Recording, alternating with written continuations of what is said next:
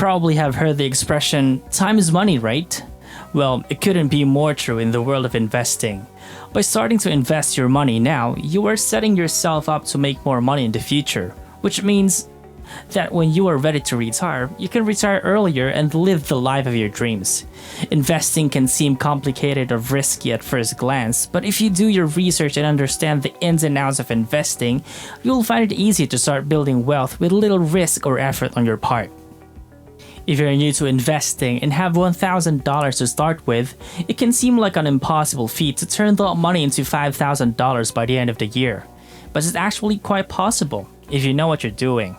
Investing in stocks, bonds, and other assets can be daunting, especially for someone starting out with only a small amount of money. But how can you avoid getting eaten alive by brokers and still make your money grow at a fast pace? If you don't have an extra $1,000 to invest, simply start small. Here are some simple ways to get started with investing your first $1,000 today.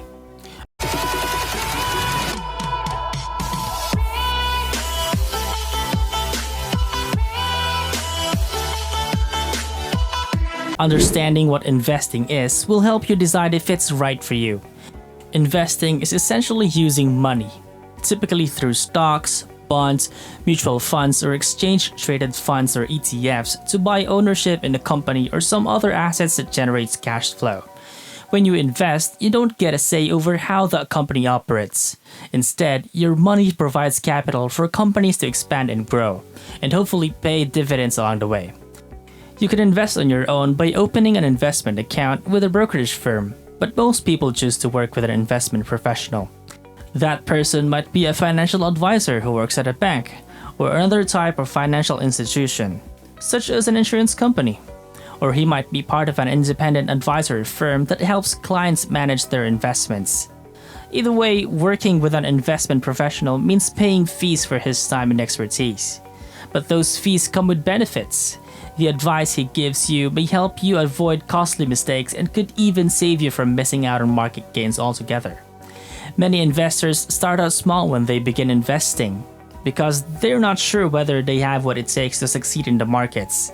If that sounds like you, then consider starting small so you can learn more about how things work before putting too much money at risk.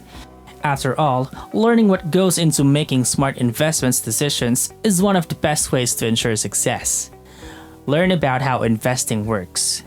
There are many different ways to invest your money, so it's important to make sure you understand what each investment entails before putting your money at risk. For example, if you have a small amount of capital, say between $1,000 and $5,000, don't gamble on higher risk investments with an uncertain payoff like penny stocks or real estate. Instead, consider safer but still potentially profitable options such as bank accounts, certificates of deposit, or bonds. Bonds are debt instruments that pay interest over time. Certificate of deposits offer a fixed rate of return for a set period, and bank accounts allow you to earn interest by keeping your money in place for a specified length of time. All three types of investments provide a relatively low level of risk because they're backed by something tangible. The bank, for instance, is likely to be around for quite some time, and they also come with FDIC insurance protection of up to $250,000 per account holder. But all three investments also carry very little potential upside. Bank interest rates tend to be low these days because there is little competition among banks, while bond yields are historically low because interest rates are already so low. And since bank interest rates are virtually guaranteed not to go down, there's no chance of earning more than you expected. If you want more growth potential than that, then consider investing in real estates or buying stock in individual companies. Real estate can be a great way to build wealth, but it requires significant upfront cost for things like property taxes and closing costs, as well as ongoing maintenance expenses. Government bonds pay a fixed interest rates, meaning you know exactly how much money you'll earn over time. Buying government funds is one of the easiest ways to begin your investment portfolio. The Federal Reserve Bank is an excellent resource for more information about government bonds, including where you can buy them from and how they are taxed. It's also important to note that government bonds aren't risk-free. If there's a high chance of inflation or recession, these investments may not be worth it. However, if you're just looking for an easy way to start investing, government bonds might be perfect for you. If so, consider buying government bonds now before interest rates rise. As interest rates go up, government bonds prices go down. By starting early, you could lock in higher interest payments than you would later on. Government bonds with shorter maturities tend to have higher interest rates than those with longer maturities. This means that you'll earn more interest when interest rates are low, but lose out when interest rates go up. You should decide which type of government bond works best for you based on your goals. For example, if you're saving for retirement and expect interest rates to increase significantly in a few years, it may make sense to invest in long-term government bonds now because you'll be able to lock in higher returns by waiting until later. If you need access to your funds soon though, short-term government bonds will give you lower returns but give you access to cash faster. Before deciding whether government bonds are right for you, think about what your goal is and how long you plan to hold onto your investment. Once you've made that decision, choose a term length accordingly. Then, look at current interest rates and decide whether it makes sense to buy now or wait until interest rates go up. Finally, make sure you understand any tax implications associated in government bonds before making any decisions. Government bonds are generally considered taxable investments at both state and federal levels. But some states don't require residents to pay taxes on government bond income while others do. Make sure you understand how government bonds are taxed in your state before purchasing any. While government bonds are safe investments, they don't provide investors with access to capital quickly.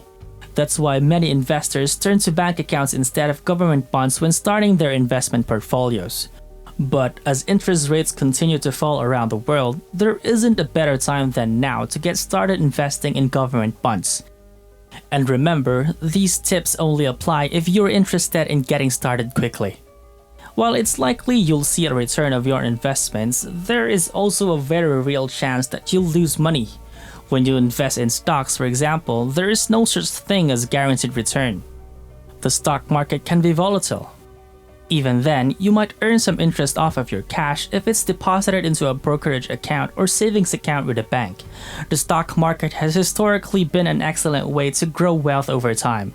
According to Vanguard, stock has returned 7% annually since 1926. The average investor has earned 8% annually from investing in stocks during that same period. As long as you stay invested for at least 10 years, you should be able to make back your initial investment and hopefully more. With that being said, don't put all of your eggs in one basket. Diversify by investing across different types of assets like stocks, bonds, and commodities. You'll increase your chances of earning a positive return while reducing risk overall. If you're looking for even faster growth, consider buying stocks directly through a stock app instead of investing through brokerage firms. Apps are essentially digital brokerages that let users buy shares directly from individual companies rather than purchasing them through banks or other intermediaries. One popular stock app called Robinhood allows users to buy and sell products free of charge and currently supports Apple products running iOS 9 and above. Another great option is Acorns, which offers similar services but charges just $1 per month per trade instead of Robinhood's free service. This can be especially useful if you're still getting started with investments because any gains made will quickly add up over time thanks to small contributions. Anyway, that concludes today's video.